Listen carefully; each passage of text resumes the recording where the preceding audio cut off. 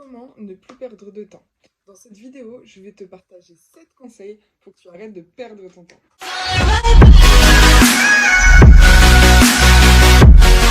Hello, moi c'est Sandy d'Entrepreneur Productive.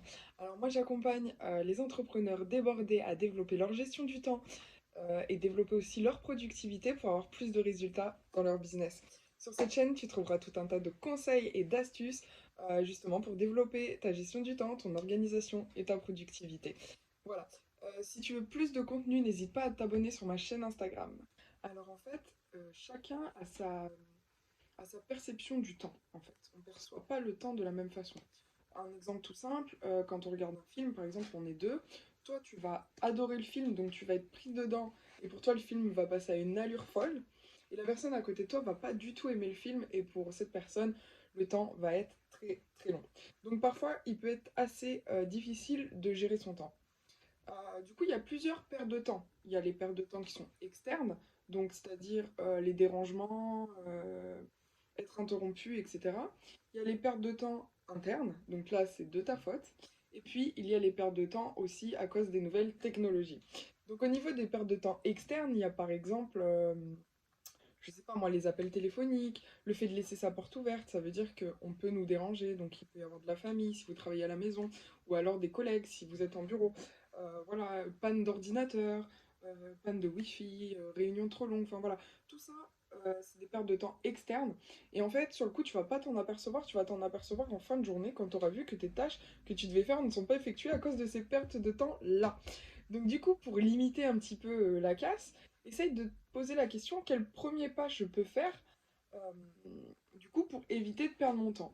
Donc par exemple, par rapport à une réunion, est-ce que je peux envoyer quelqu'un d'autre à la réunion? Est-ce que je peux me contenter des rapports de réunion? Enfin, est-ce que ma présence est obligatoire? Etc. Voilà. Ensuite, tu vas avoir les pertes de temps internes. Donc, en fait, tu vas pas forcément en avoir conscience, mais c'est quand même de ta responsabilité. Il faut que tu essayes de faire autrement. Donc, les pertes de temps internes, ça peut être la procrastination, absence de plan, mal évaluer les durées des tâches, ne pas savoir dire non. Enfin, tout ça, c'est des pertes de temps internes et dont tu en es responsable. Et la liste, elle est très longue. Et donc, ensuite, il y a les pertes de temps à cause de la nouvelle technologie. Donc, la nouvelle technologie, c'est génial. On peut partager nos agendas avec nos collègues ou la famille. Les mails, c'est beaucoup plus rapide que les courriers. Les conférences internet, ça nous évite de se déplacer en réunion, etc., etc. Donc, c'est top. Par contre, les inconvénients, c'est qu'on est très, très souvent interrompu. Donc, c'est une grosse perte de temps et d'énergie. Euh, et ça nous enfin, c'est souvent en plus quand on est en train de faire une tâche, on a besoin d'être concentré que ça arrive. Donc le conseil que je te donne là, c'est de tout enlever pendant que tu fais une tâche à concentration. Euh, je sais pas moi par exemple, je sais pas du tout. Je sais pas Tu prépares ton plan d'action, admettons, et ben ton téléphone, t'en as pas besoin pour préparer ton plan d'action. Donc ton téléphone, moi personnellement, je le mets dans un tiroir. Il y en a d'autres qui, bon, bah, qui le cachent à droite à gauche, peu importe. En tout cas, ton téléphone ne doit pas être à côté de toi. Alors du coup, pourquoi c'est important d'éviter de perdre du temps? Tout simplement parce que déjà, ça va limiter ton stress. Tu vas pouvoir atteindre tes objectifs beaucoup plus rapidement. Ça va favoriser ta concentration, donc tu seras beaucoup plus concentré. Tu auras aussi beaucoup plus d'énergie et tu vas beaucoup plus avancer dans tes dossiers, dans tes projets, etc. Par contre, les répercussions, si tu n'essayes pas justement d'arrêter de perdre du temps, c'est que déjà tu vas perdre du temps, sans blague. Tu vas perdre aussi de l'énergie. Tes projets, ils vont avoir du mal à aboutir ou alors ça va prendre beaucoup plus de temps qu'il ne devrait. Et puis tu vas t'épuiser émotionnellement, professionnellement, personnellement, de tous les côtés. Du coup, voici mes 7 conseils pour éviter de perdre de temps. Donc, essaye de te donner des objectifs de gestion du temps, déjà, donc pour t'améliorer au fil du temps. Essaye d'évaluer correctement le temps attribué à une tâche. Essaye aussi de déléguer un peu plus tout ce que tu peux et surtout fais des plans pour tes journées, pour ta semaine et puis peut-être pour ton mois. Voilà. Par contre, évite de permettre aux gens de te déranger, de te distraire.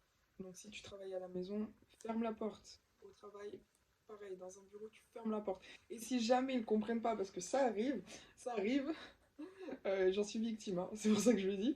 Si jamais ils ne comprennent pas, mettez une feuille A4 comme ça, de façon horizontale, en écrivant ne rentre pas, ne pas déranger. Voilà.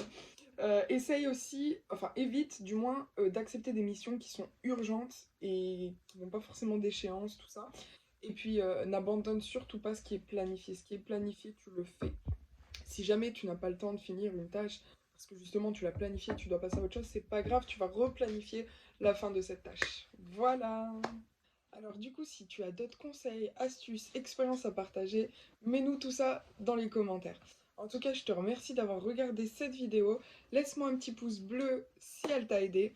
Abonne-toi pour plus de contenu. Et surtout, n'oublie pas de faire le quiz. Je te mets le lien dans la description. Si tu veux tester ton niveau d'organisation, ton niveau de gestion du temps. Voilà. Allez, ciao!